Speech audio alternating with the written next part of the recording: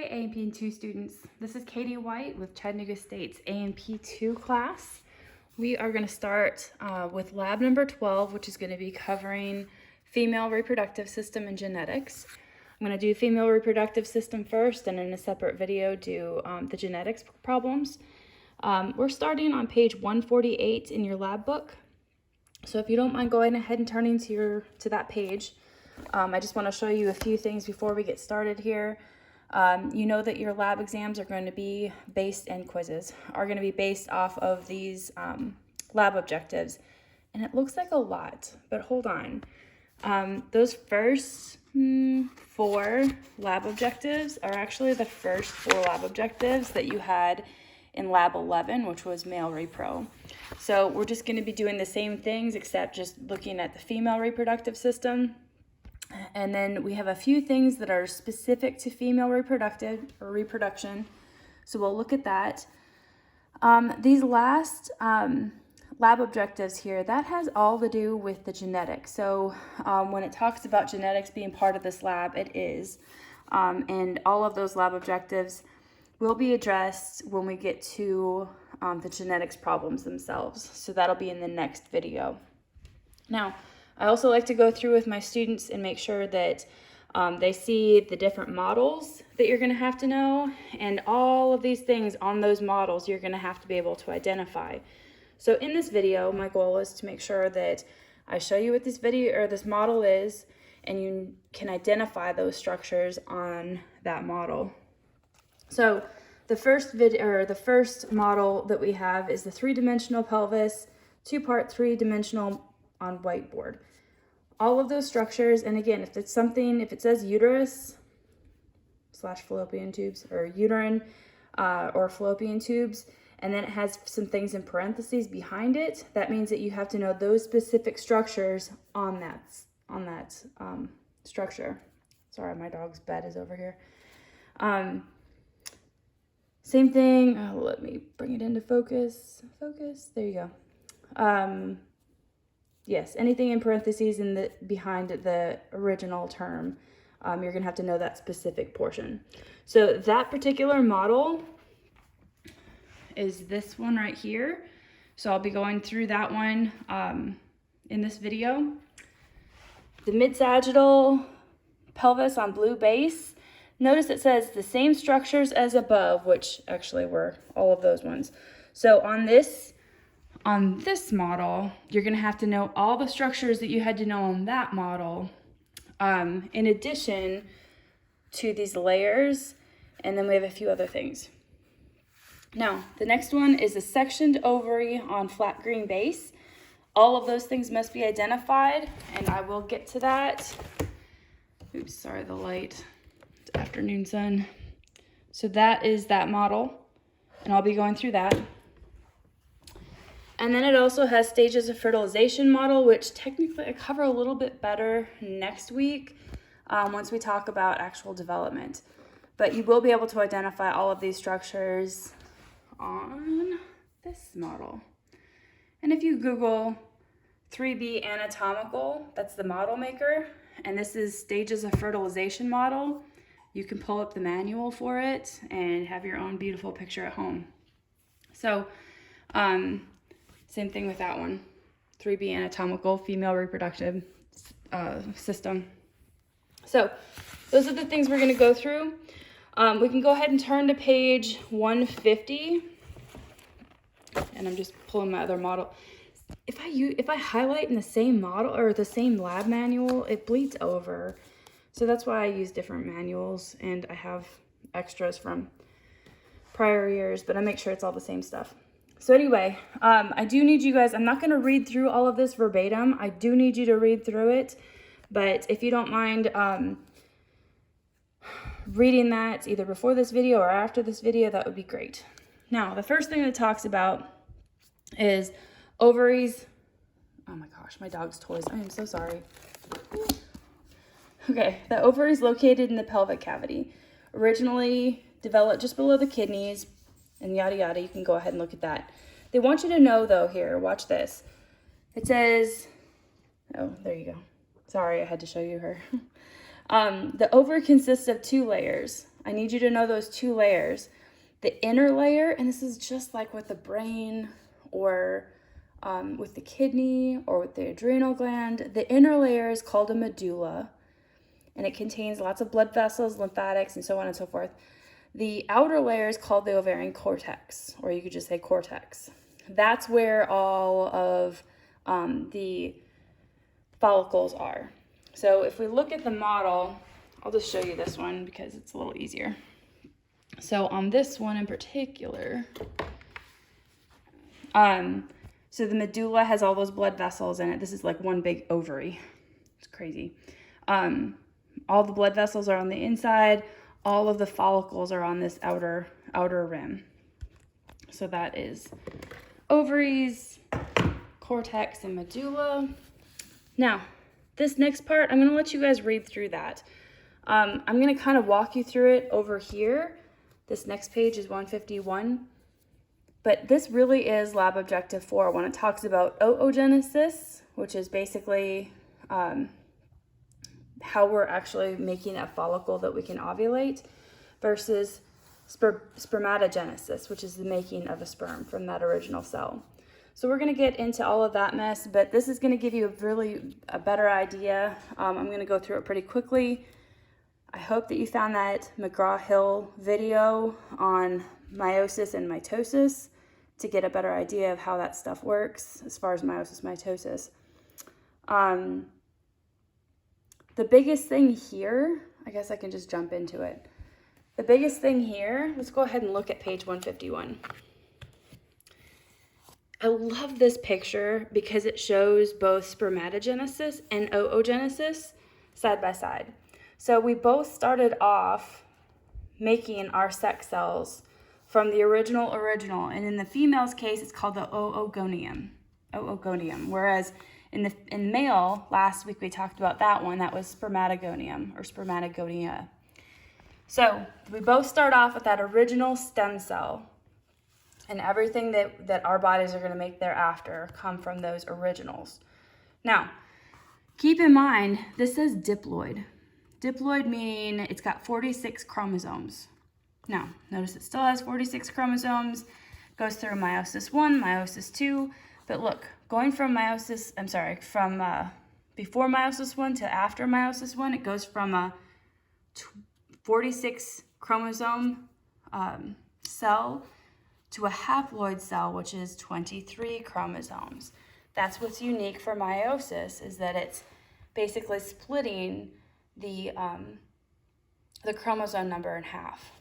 So, however, watch this. Whereas in males, from that 1, it's split into 2, and we eventually make out of that original, we make 4 sperm cells.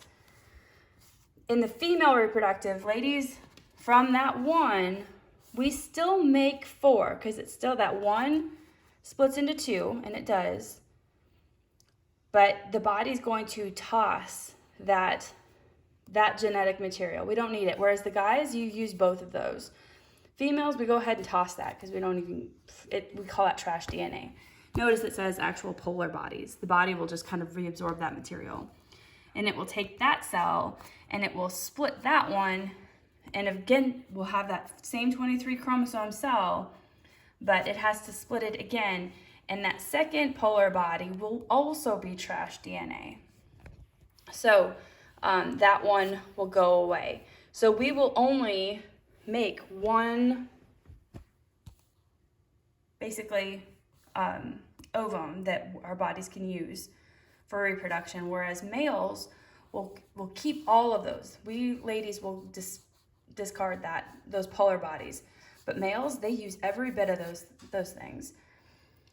So that's how spermatogenesis, they come out with 4 sperm cells, and oogenesis, we have only one viable egg is going to be made from that. And this paragraph is going to walk you through that a little bit more so. Now, on ovulation, one thing that I want you guys to be very, very aware of, and I thought I highlighted that on this one. I did it there, but it's okay. It's listed here and here. I highlighted it in pink there. Now, eventually I'm going to talk to you guys about ovulation and how our ovary is going to release this secondary oocyte is what they call it. And when that happens, we must have, it finishes up on the whole meiosis, mitosis thing.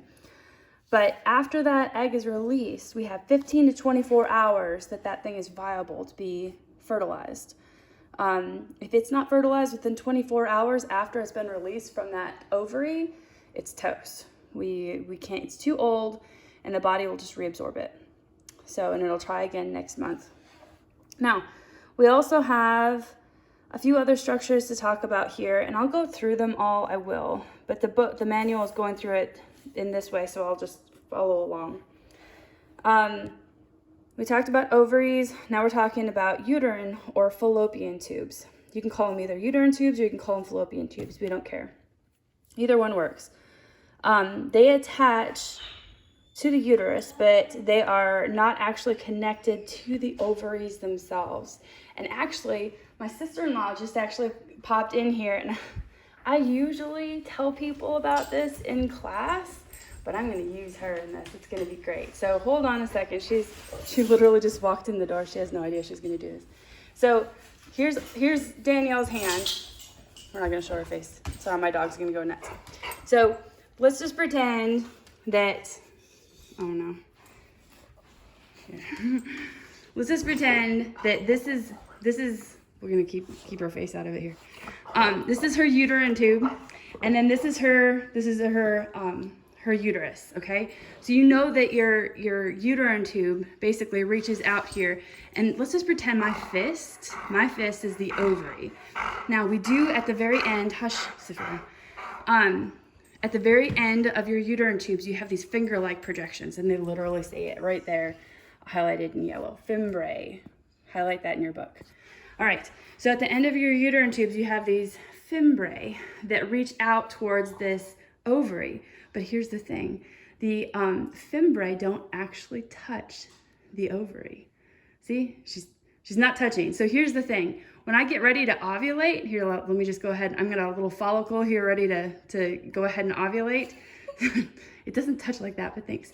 Anyway, we're gonna go ahead and release that egg, and hopefully these finger-like projections are gonna scoop that, give me your other hand too, like a little catcher's mitt, because that's what okay, so, and hopefully when I release that egg, it will, that fimbriae will go ahead and swoop that uterine, or that oocyte, or that egg into the tube. Now, we've got the fingers, that's the fimbriae. We also have this like cool little funnel thing, and that's actually called an infundibulum. Watch that word.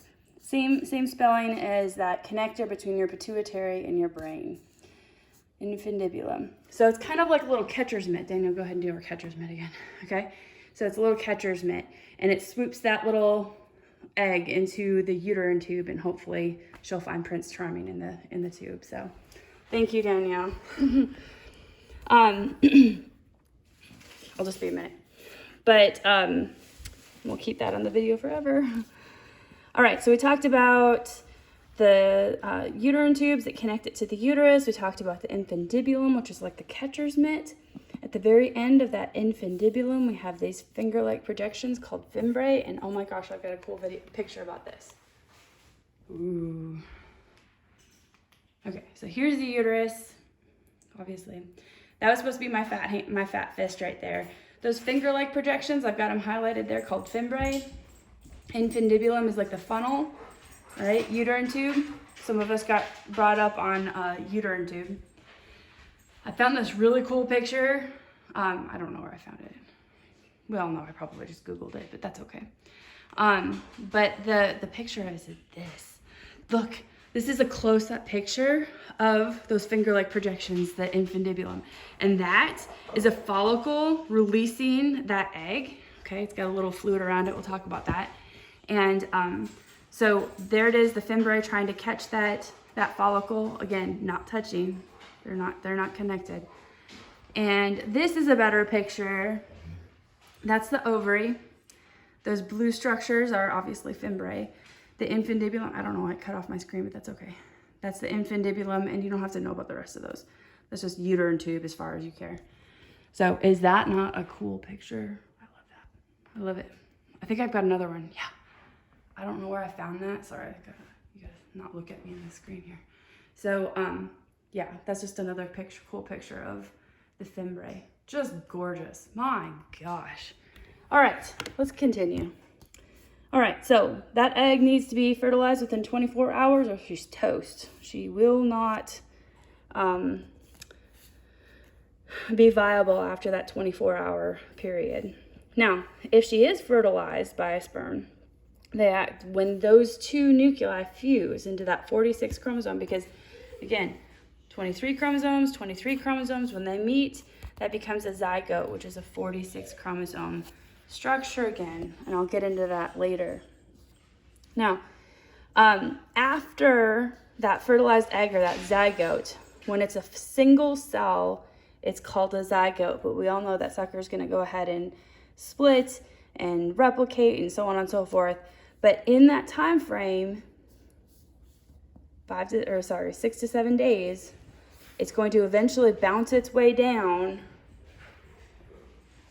5 to 7 days to get down that uterine tube and then land in the uterus. It's one of my favorite things to talk about, so hold on, we'll get there. All right, now I want you to know about the layers of the uterus. So on page 151, we're talking about, and there's a picture of it on page 152. And I tried to color coordinate these things. So when it talks about the layers of the uterus, it wouldn't be AMP2 if we didn't talk about layers. Now, thankfully, it's the same concept, so you don't have to learn a whole lot of new stuff here. So in medical terminology, peri means around, and mitra means uterus. So parametrium, that's going to be the outermost layer of the uterus itself. So parametrium, again, this is on page 152. That green portion there that I colored green for you, that's parametrium, colored green here. Myometrium is the middle portion made up of smooth muscle. Ladies, we cannot control how that thing contracts, and we know how uncomfortable that can be. And we can contribute all of that or thank that fine myometrium for that contraction. So it is made up of smooth muscle. We can't control it, and that's all that purple stuff in there that I've got highlighted. So the next one is going to be endometrium, the innermost layer that actually thickens during our menstrual cycles, and that's the part that actually, is going to be shed.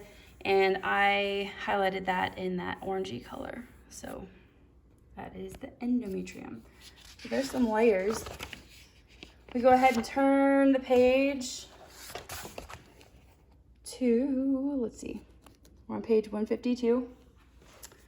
Looking at the uterus itself, uterus constricts into a cervical canal at the inferior end. So again, our picture up here, got our beautiful cervix. We've got our outermost layer is going to be our parametrium. Our middle layer is myometrium. Inside layer is going to be the endometrium. So you should notice similarities, especially when we talked about those very similar terms in the heart. So the uterus itself is going to narrow to a place here called the cervical canal. So cervical canal.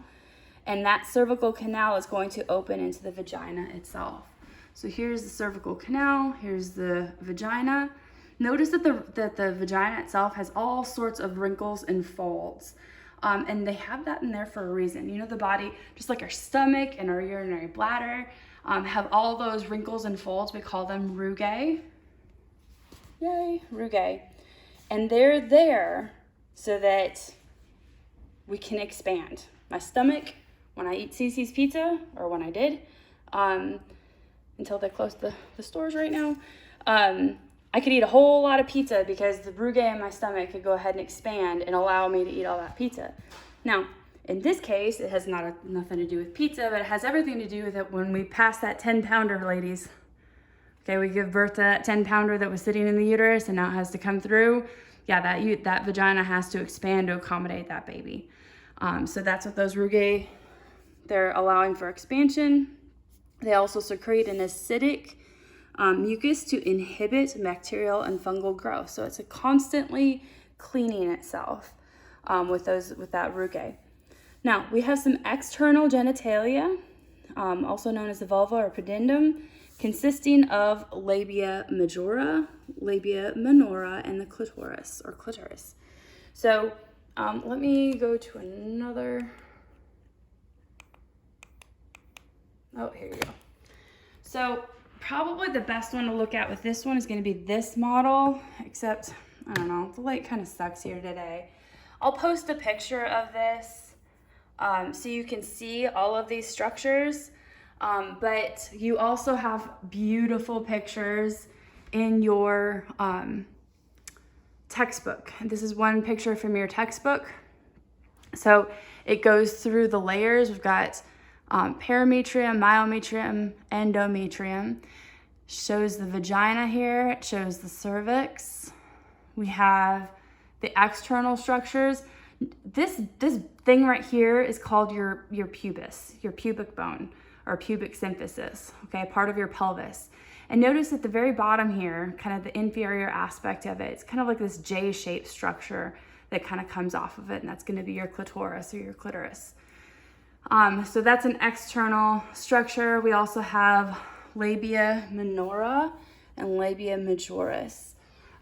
So that's just a plural singular thing because we've got two sides to it.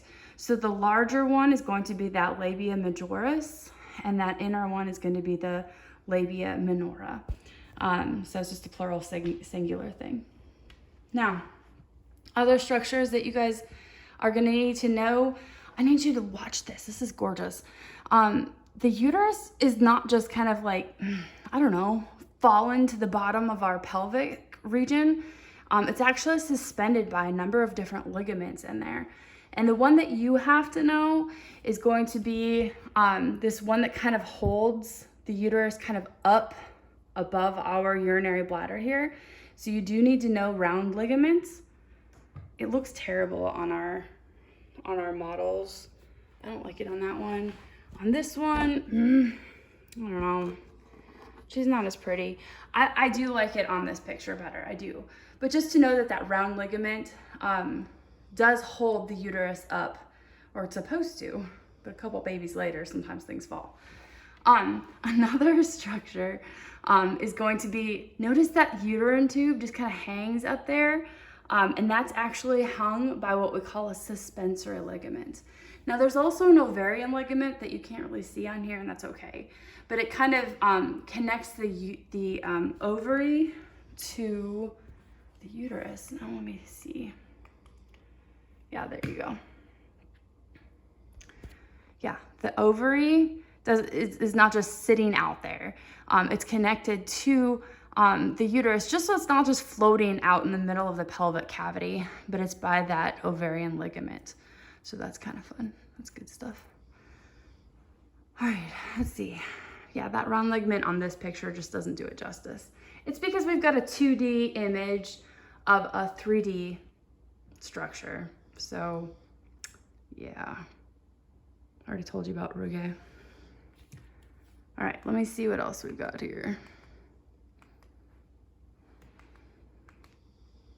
If I can keep it going the right way. Ooh, sorry. Trying to hold this. All right, we went through all of those structures. Yeah, vagina, cervix. That is the urinary bladder with the urethra. The anus is back here. Ooh, here we go. Well, before we get to the ovary, I do want to make sure that I've covered everything else in here. So we should have gotten through all of that. I will say, if you do want to look back, if you want that mid-sagittal picture like you have on this model, it's going to be one of the last pictures in your lab book. For this lab, on page 159, there's a mid-sagittal picture here. So you've got your round ligament, fimbriae, infundibulum, pubis bone, urinary bladder. Got the layers of the uterus, the cervix, vagina, the external structures here, clitoris, labia majora, minora. The minora just means that it's smaller. And labia literally means lips, So if you need the answers for those, some people really like this picture, some people would rather look at another image. Now, just to make sure that we go through these in the models here as well, I just wanted to point out, so here is the ovary. It's kind of hard to see on here, but the image that I'm going to post in course content, you'll be able to see it better. These little finger-like projections that my fingers, oh, I didn't bring a pointer, oops. That's going to be the fimbriae, of course, infundibulum, uterine tube, connects to the uterus, so this whole thing is the uterus. But I asked you about an outer layer, anything out here, versus an inner layer is going to be anything in here, and then the innermost layer, which is inside. Okay, then we have the cervix, the vagina, the clitoris, labia minora, majoris, the anus,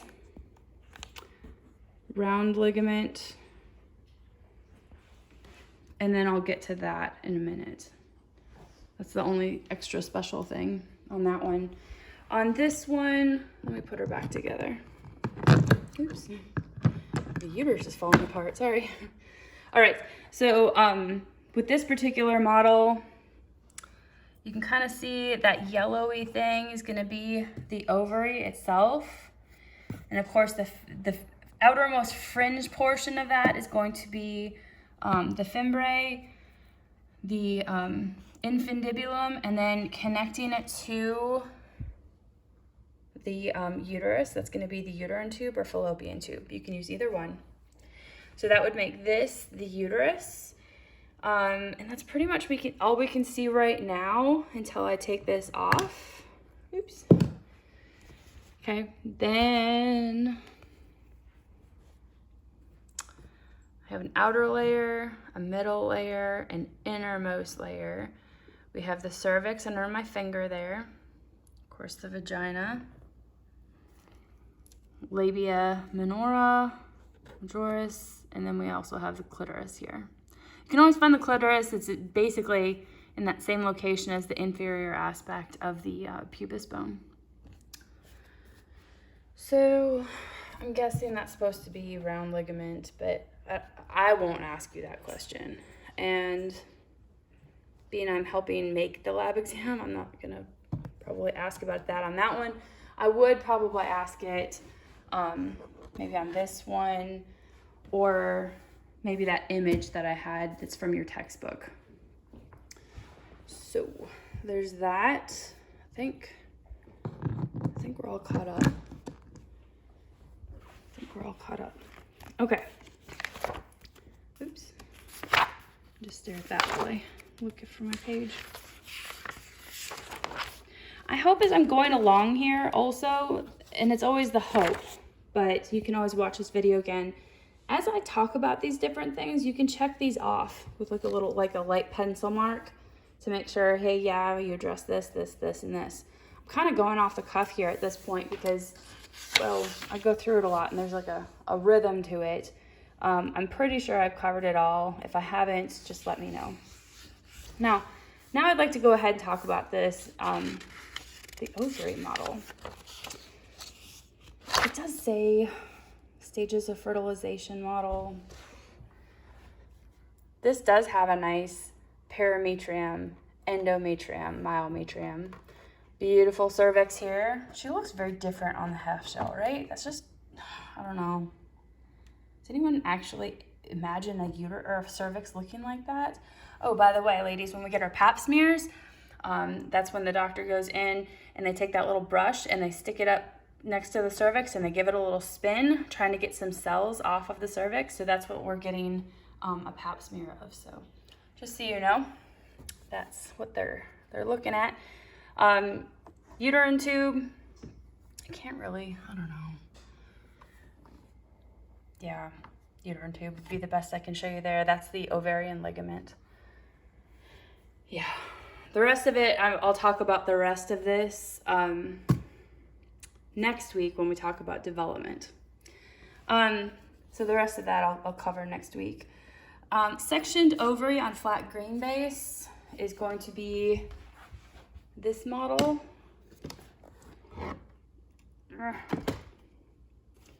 Okay, so, and as I prop it up on my other lab manual, I'd like to show you something.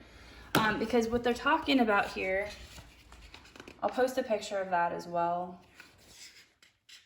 But I want to talk about that, but that has everything to do with these hormones. You're going to have to know these hormones, folks. Lab Objective 5, you better believe we're going to ask you about this mess. You need to know about FSH and LH, and then we're also going to get into estrogen and progesterone. So do read these, do feel comfortable with them. Thankfully, you know about these two already from the endocrine chapter. Hold on. I totally am healthy, it's that pollen. Anyway, we've got FSH, knowing that the anterior pituitary releases FSH and LH. FSH stimulates all of these follicles in our ovaries to come to maturation. And I'll talk about LH and how that one works as well, in addition to these other two. So do read through that. I'm just going to give you the kind of the cliff notes of it here. We do ask about details on that, so if you have questions about it, let me know. Now, I love this picture on page 153. It shows you with these hormones what's going on in the ovary during the follicular phase when we actually ovulate, and what happens in what we call a luteal phase, which is after ovulation. And then what's happening simultaneously in the uterus at the same time with those particular hormones, because the uterus is reacting to these hormones just like the ovary is. So that's awesome. I do want to talk to you about that. Let me just double check here. So do read through here. Usually varies somewhere between 24 to 35 days. It's the standard cycle is about 28 days, but it can vary between those two. But let me talk to you about this menstrual cycle, as my dog has to lay in the middle of the floor. Thank you, Saphira. Oh my gosh. All right, now this is from an old lab manual, but I think it shows that really, really well. I just love this. Now here's the thing. I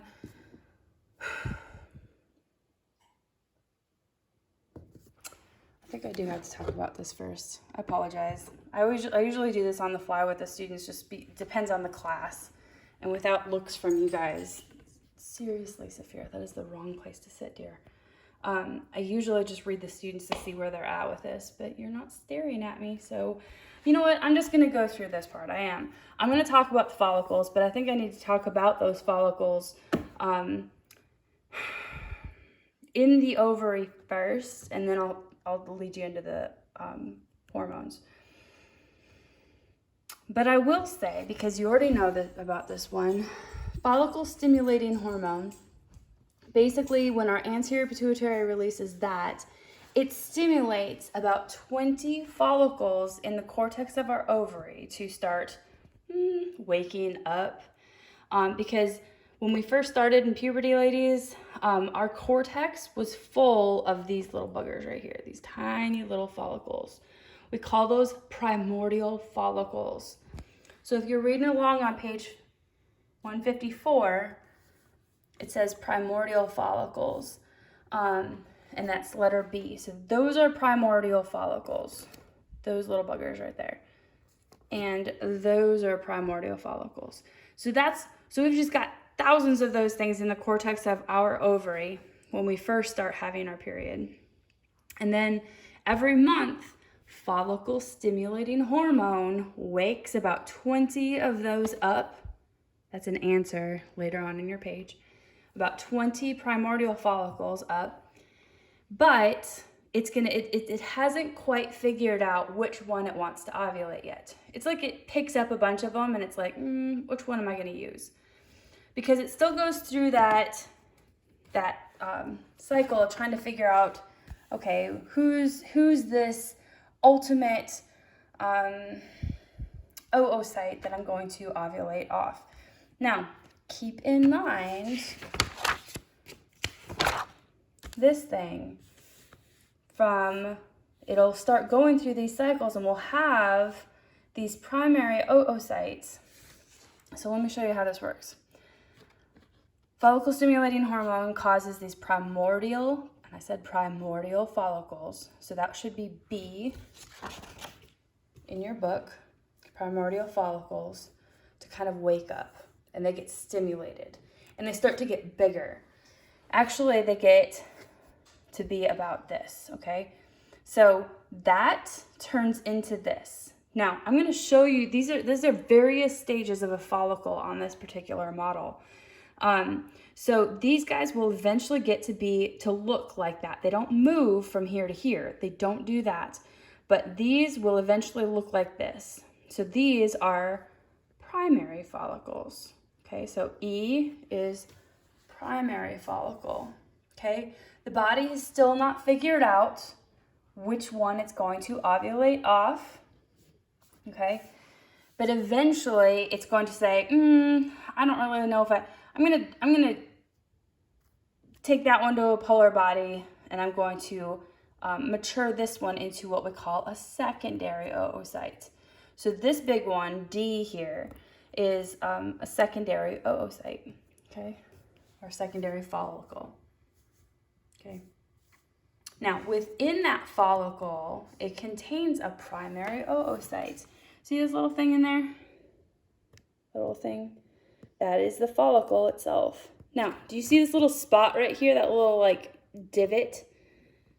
It's like an imperfection in the model, but it's not. It's actually like setting us up. Hold on, let my phone focus. It's gonna set us, ooh, finger, move, okay. It's gonna set us up, and that little thing is gonna fill with fluid and get bigger and bigger and bigger. And eventually it's gonna be this. There's your follicle. Okay, your oocyte. That's the one that we're gonna ovulate off. But that little thing filled with fluid, and it's this now. This is a fluid-filled cavity. It looks kind of like a cyst, I don't know. We call this a Graafian follicle. Graafian follicle, F. All right, F is Graafian follicle. Now, follicle stimulating hormone has stimulated these follicles to go from here to look like this, and then look like this, and then look like this. And eventually it fills a pocket full of fluid. And here is the egg, so to speak. And this is just fluid behind it. Now, follicle stimulating hormone has brought it to this point. But that's as far as it can go. Now, we need a different hormone. This different hormone, on page 152, luteinizing hormone stimulates the growth of the follicles, but the main function, okay, this is the main part, is to trigger ovulation. All right, underline that. Because the anterior pituitary is going to sense this follicle is ready to ovulate.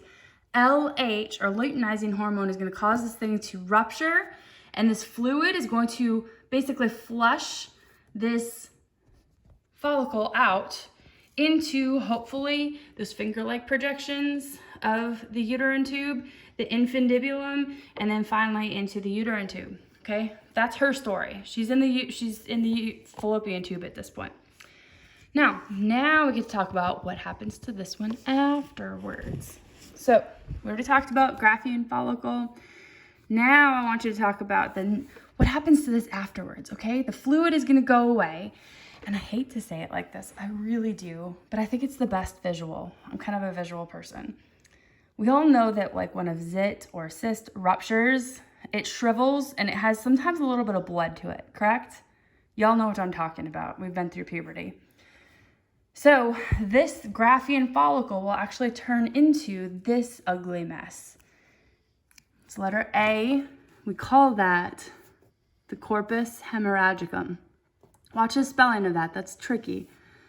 But that, after ovulation, it will kind of shrivel and have a little bit of blood to it. And so A is corpus hemorrhagicum. And see this yellow stuff kind of forming along the edges? That's scar tissue. Because we also know that when a zit or a cyst ruptures, it's kind of thickened around that, and you think that there's still something in there, but there's not. It's just like thickened fibers in that area.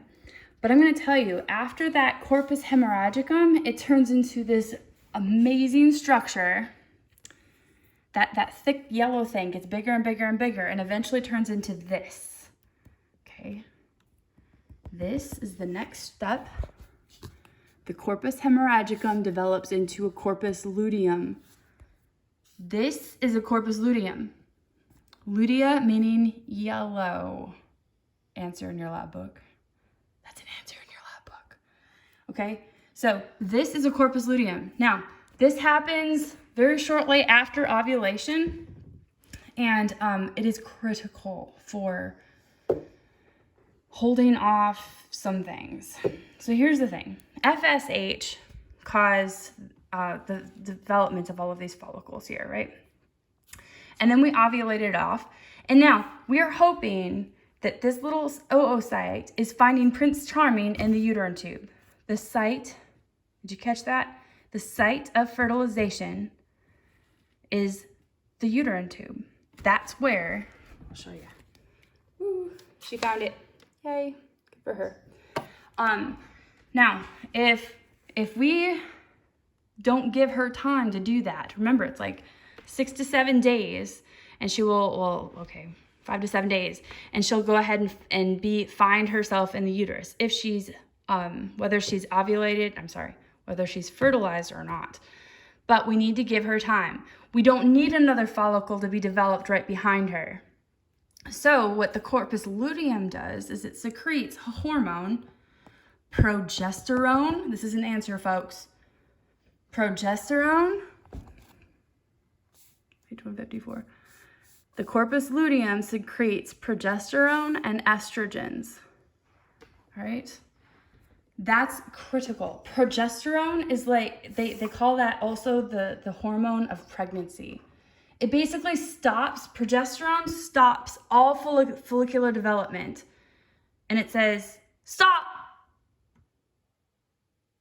And it waits. It waits from a signal from the uterus to say, hey, we got a baby in here. Or, nope, we don't have a baby. Flush this thing, try again next month. Okay?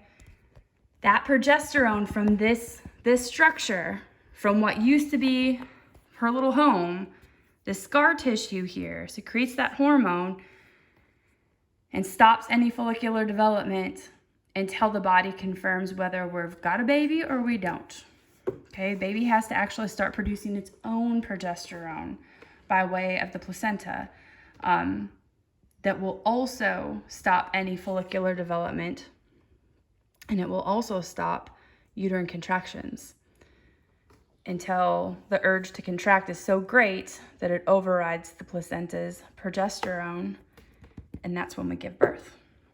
So now, eventually, this corpus luteum only lasts about 14 days. It has enough progesterone for a fertilized egg to start producing its own progesterone, and then it regresses, or it persists and stays in there.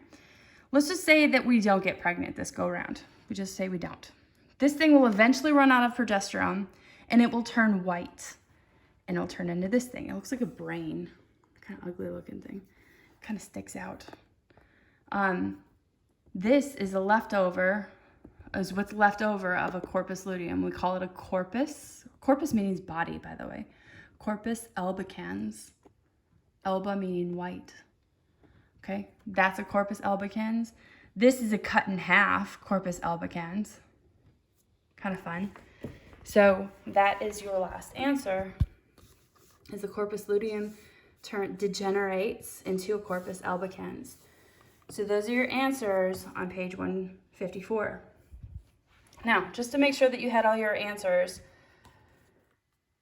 number 1, approximately 20 follicles stimulated every month, but we only ovulate 1. Okay. Which hormone stimulates them to enlarge? It's FSH, or follicle stimulating hormone.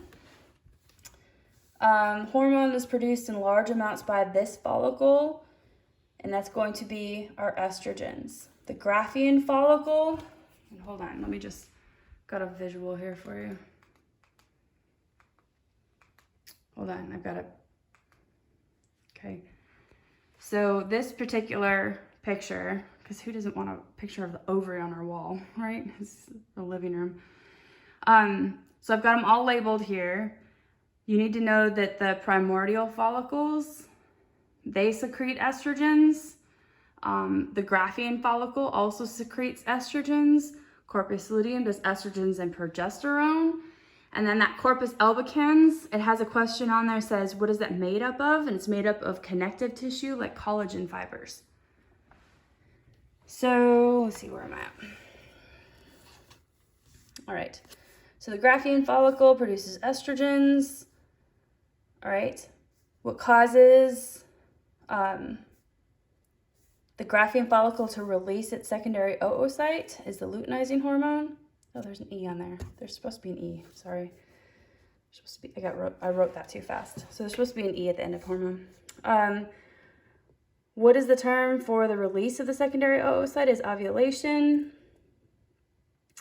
Swept into the uterine tube. We've got number 8 is yellow. 9 is progesterone and estrogens. 10 is progesterone. 11 at the top of page 155 is menses. So the official term for having our period is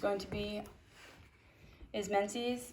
Oh my gosh, I'm gonna totally throw this in the video. My hubby brought me coffee. Thanks, hubby. Yeah. So that's the official term for what we call a period, is menses.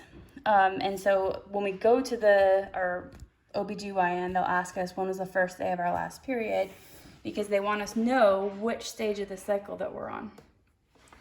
All right, corpus albicans, color alba is white, and then I already answered that for you. So you basically have this model on page 155 for you.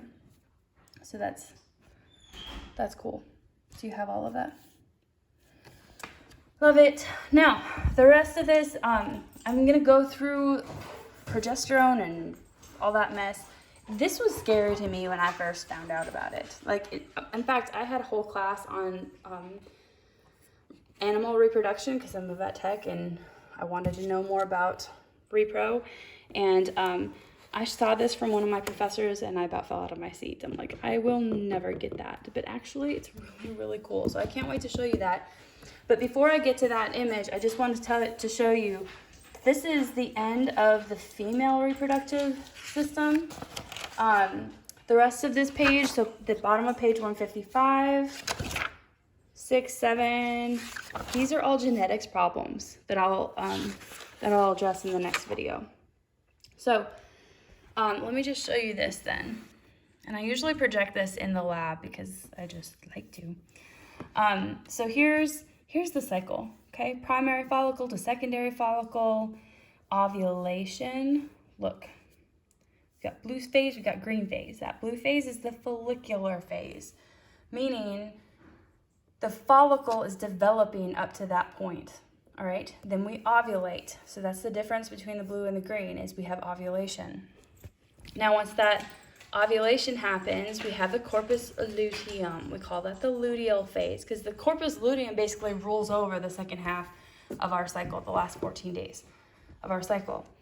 Now, let's look at the hormones FSH and LH in regards to this. FSH, notice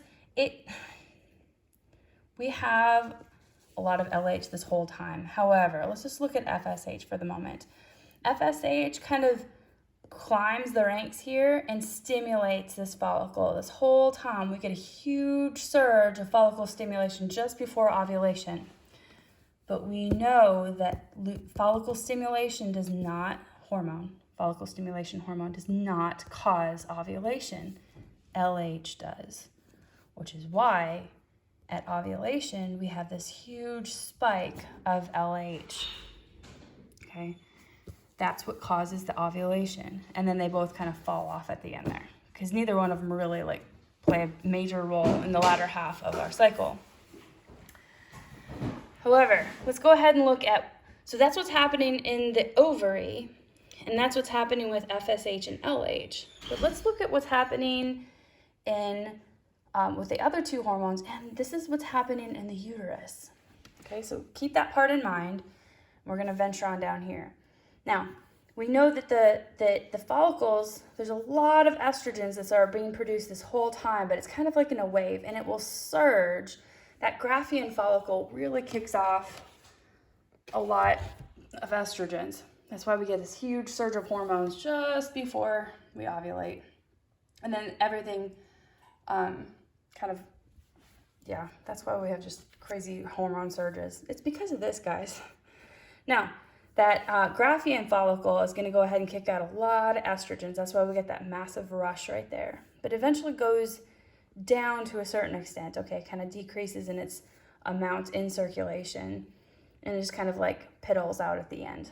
Now, notice progesterone is relatively low. Progesterone does not allow this to happen. That's why it's so low here. But look, after ovulation, progesterone surges high because we don't want anything more coming behind that baby. We want to see if we're pregnant or not. And progesterone stops all follicular development up to that point. And so it holds that off and eventually it piddles out. Now, let's look at what's happening in the uterus that whole time. Oh, so good. All right, so the doctors ask you, when is the first day of your last period? Because they know that on that first day, that's when you're basically shedding your uterine lining. All right, you're relatively, this is uterine lining thickness is what's going on here. So during your menstrual flow, you're basically getting rid of all of that. All right, but at a certain point, your body's going to say, hey, let's make a new one. And it starts, that estrogen actually helps build that uterine lining up, in addition to a lot of other things, but we're just going with those 4 major hormones for now. So it builds and it builds and it builds. Because here's the thing, folks. If a zygote and eventually a blastocyst, we'll get into that. If we actually make a baby and it gets into the uterus, it needs a thick bed of uterine lining to literally burrow into. And if we don't have a really thick uterine lining, it won't have enough to bed into. And it's like the body's going to say, it didn't bed in. We're just going to slough this off. And it will shed that cycle and try again. Try to make a bigger, fluffier bed next week or the next cycle. So the whole, what we call follicular phase, is about either cleaning out the old bed and making a new bed. And then it still makes, because we don't know, it's about 5 to 7 days after ovulation. You know that thing's supposed to actually be fertilized within 24 hours. But it still takes a few days to actually get into the uterus. And by the time it gets to the uterus, we should have a thick uterine lining.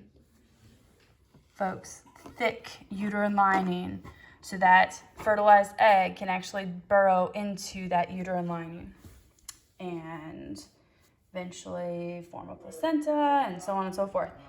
So hopefully this page wasn't scary for you. If it was, I won't ever show this on a quiz or an exam I just think that it helps make all of these hormones easier to see, what's happening in the ovary and what's happening in the uterus a whole lot better.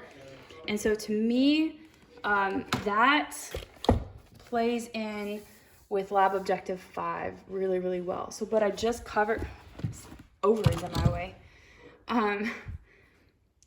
What I talked about here is the exact same thing as is mentioned here. What's happening in ovary, follicular phase, luteal phase, ovulation. We talked about that. And then in the uterus, menstrual phase, the prolific phase, and then the secretory phase. That's all in the uterus. So menstrual phase, prolific phase, secretory phase. So fun stuff. If you guys have any questions about this, I do hope that you let us know. Email your instructor, text us if we've got a text line, and let me know if you need anything. So I will make another video on genetics here shortly. Thanks and have a great day.